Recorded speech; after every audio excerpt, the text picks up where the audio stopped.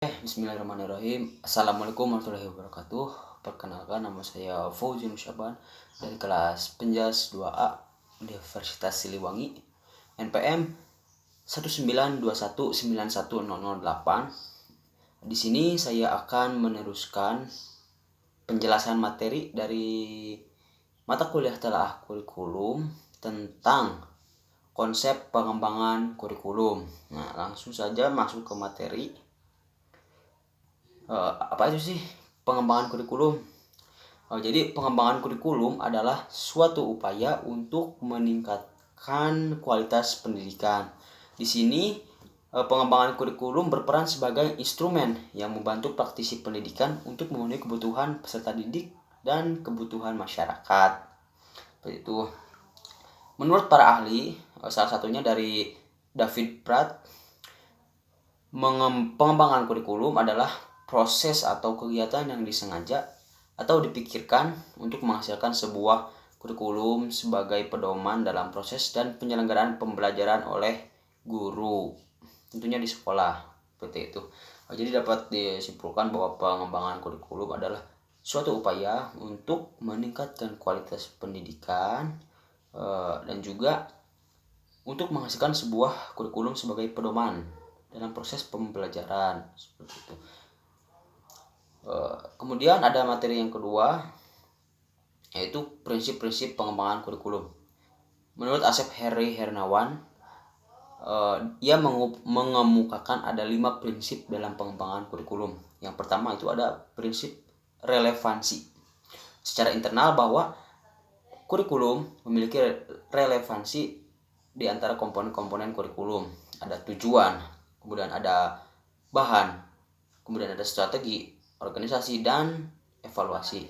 Sedangkan secara eksternal bahwa komponen-komponen tersebut memiliki relevansi dengan tuntutan ilmu, pengetahuan dan teknologi, kemudian tuntutan dan potensi peserta didik, serta tuntutan dan kebutuhan perkembangan masyarakat. Prinsip yang kedua itu ada prinsip fleksibilitas. Nah, dalam pengembangannya memungkinkan terjadinya penyesuaian berdasarkan situasi dan kondisi tempat dan waktu yang selalu berkembang, serta kemampuan dan latar belakang dari peserta didik. Kemudian yang ketiga ada prinsip kontinuitas, yakni adanya kesinambungan dalam kurikulum, baik secara vertikal maupun secara horizontal. Nah, pengalaman belajar yang disediakan kurikulum harus memperhatikan kesinambungan, baik yang di dalam tingkat kelas, antar jenjang pendidikan, maupun antar jenjang pendidikan dengan jenis pekerjaan. Nah, ada prinsip yang keempat, yaitu prinsip efisiensi, yakni mengusahakan agar dalam pengembangan kurikulum dapat mendayagunakan waktu, biaya, dan sumber-sumber lain yang ada secara optimal, cermat, tepat, sehingga hasilnya memadai. Dan prinsip yang terakhir, yaitu prinsip yang kelima, adalah prinsip efektivitas, yakni mengusahakan agar kegiatan pengembangan kurikulum mencapai tujuan kegiatan yang tidak mubazir, baik secara kualitas maupun kuantitas. Nah, jadi ada 5 prinsip dalam pengembangan kurikulum. Yang pertama ada prinsip relevansi, kemudian prinsip kontinuitas, kemudian ada juga prinsip fleksibilitas, ada prinsip efisiensi, dan juga prinsip efektivitas. Nah, setelah kita mengetahui apa itu sih pengembangan kurikulum, kemudian apa saja prinsip-prinsip yang ada dalam pengembangan kurikulum. Nah, lanjut ke materi yang ketiga, yaitu ada faktor-faktor yang mempengaruhi perkembangan kurikulum. Ada 3 faktor yang mempengaruhi. Yang pertama ada perguruan tinggi. Mengapa perguruan tinggi memberikan pengaruh terhadap pengembangan kurikulum? Yang pertama, dari segi pengembangan iptek yang dikembangkan di perguruan tinggi umum, kemudian juga pengetahuan dan teknologi banyak memberikan sumbangan bagi isi kurikulum serta proses pembelajaran. Nah, alasan yang kedua itu dari segi pengembangan ilmu pendidikan dan keguruan serta penyiapan guru-guru dalam lembaga pendidikan dan juga tenaga kependidikan. Penguasaan keilmuan, baik ilmu pendidikan maupun ilmu bidang studi serta kemampuan mengajar dari guru-guru akan sangat mempengaruhi pengembangan dan implementasi kurikulum di sekolah. Seperti itu.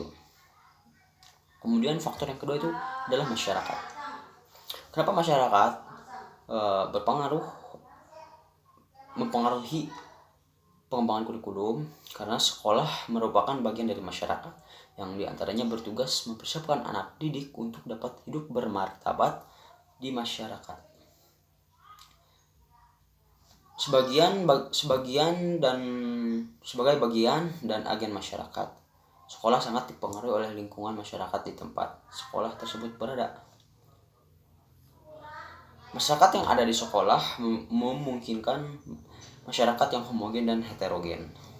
Sekolah berkewajiban menyerap dan melayani aspirasi yang ada di masyarakat. Seperti itu. Kemudian faktor yang ketiga yaitu adalah faktor sistem nilai. Dalam kehidupan bermasyarakat tentunya terdapat sistem nilai. Apa saja sistem nilai itu? Pertama, nilai moral, kemudian nilai keagamaan, nilai sosial, budaya, maupun juga nilai politik. Sebagai lembaga, masyarakat juga bertanggung jawab dalam pemeliharaan dan pewarisan nilai-nilai positif yang tumbuh di masyarakat. Nah, setelah kita tadi tahu ada 3 faktor yang mempengaruhi pengembangan kurikulum, kemudian ada juga faktor lain yang mempengaruhinya. Yang pertama adalah faktor filosofis, yang kedua faktor psikologis, yang ketiga faktor sosial budaya, yang keempat faktor politik, dan yang kelima faktor pembangunan negara dan perkembangan dunia, serta faktor ilmu pengetahuan dan teknologi. Seperti itu. Nah, tadi kita udah mengetahui apa saja faktor-faktor yang mempengaruhi pengembangan kurikulum. Kemudian materi selanjutnya adalah artikulasi dan hambatan kurikulum. Artikulasi dalam pendidikan berarti kesatu paduan dan koordinasi segala pengalaman belajar. Untuk merealisasikan artikulasi kurikulum, tentu perlu meneliti kurikulum secara menyeluruh, membuang hal-hal yang tidak diperlukan, menghilangkan duplikasi, merevisi metode serta isi pengajaran, dan juga mengusahakan perluasan serta kesinambungan kurikulum. Nah, untuk menyusun suatu artikulasi kurikulum diperlukan kerjasama dari berbagai pihak. Yang pertama ada para administrator, kedua kepala sekolah maupun TK sampai rektor universitas, ada guru-guru dari setiap jenjang pendidikan, serta orang tua murid dan tokoh-tokoh masyarakat. Nah, kemudian tadi kita sudah membahas artikulasi kurikulum. Sekarang ada hambatan kurikulum. Ada beberapa hambatan dalam pengembangan kurikulum. Yang pertama itu terletak pada guru, yaitu kurang berpartisipasi dalam pengembangan kurikulum.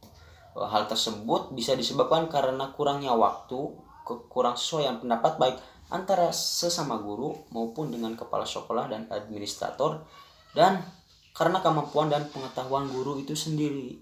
Ya, seperti itu. Alasan yang hambatan yang kedua dalam pengembangan kurikulum yaitu datang dari masyarakat. Untuk mengembangkan suatu kurikulum pasti dibutuhkan dukungan dari masyarakat, baik itu dalam segi pembiayaan maupun dalam memberikan timbal balik terhadap sistem pendidikan atau kurikulum yang sedang berjalan. Hambatan lain yang dapat dihadapi dalam pengembangan kurikulum adalah masalah biaya. Tentu sakral kita membahas persoalan biaya, karena apapun juga pasti membutuhkan yang namanya biaya. Seperti itu. Terlepas dalam pengembangan kurikulum juga secara keseluruhan pasti membutuhkan yang namanya biaya. Nah, masuk ke materi yang terakhir yaitu model-model pengembangan kurikulum. Di sini ada beberapa model, kurang lebih ada 8 model pengembangan kurikulum. Yang pertama ada the administrative model. Ya, model ini berasal dari para pejabat tinggi. Kemudian secara struktural dilaksanakan oleh bagian di tingkat bawah. Model yang kedua yaitu the grassroots model. Nah, model ini merupakan lawan dari model yang pertama. Inisiatif dan upaya pengembangan kurikulum bukan datang dari pejabat tinggi, tetapi dari bawah, yaitu guru-guru atau sekolah. Model yang ketiga yaitu Biocham System. Model pengembangan kurikulum ini dikembangkan oleh Biocham, seorang ahli kurikulum.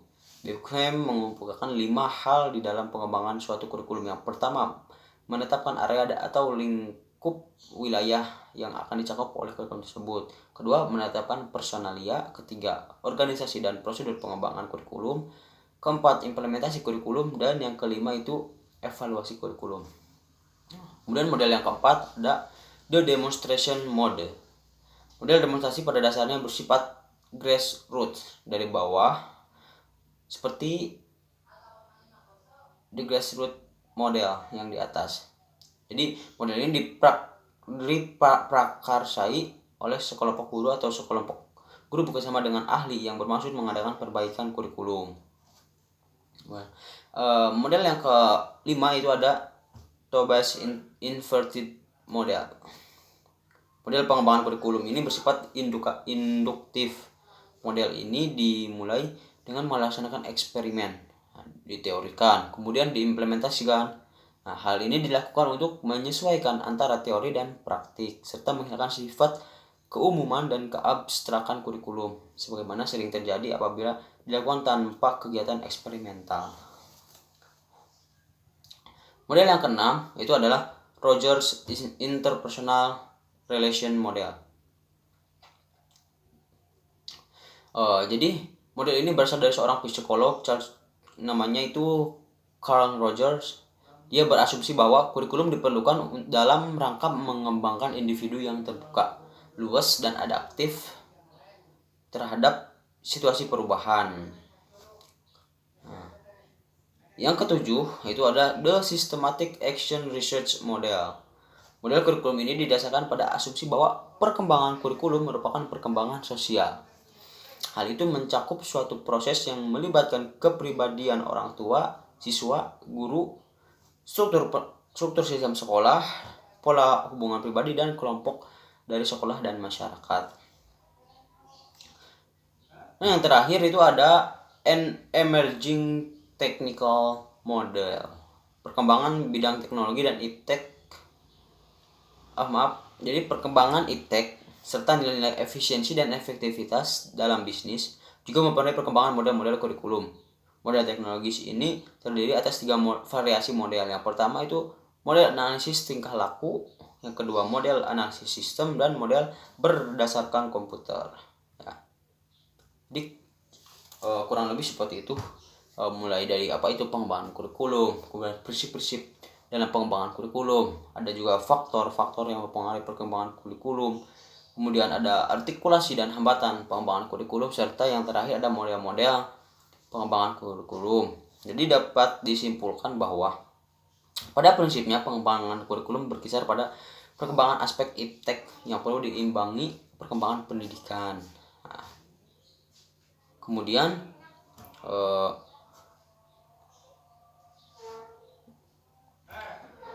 pengembangan kurikulum tentu di dalamnya banyak sekali faktor-faktor hambatan-hambatan yang dialami dalam pengembangannya. Namun secara keseluruhan pasti sudah dirancang pengembangan kurikulum ini akan seperti apa dengan pemilihan model-model pengembangan kurikulum yang diambil seperti itu. Baik, cukup sekian yang dapat saya sampaikan. Kurang lebihnya mohon maaf. Wabillahi taufiq wal hidayah. Wassalamualaikum warahmatullahi wabarakatuh.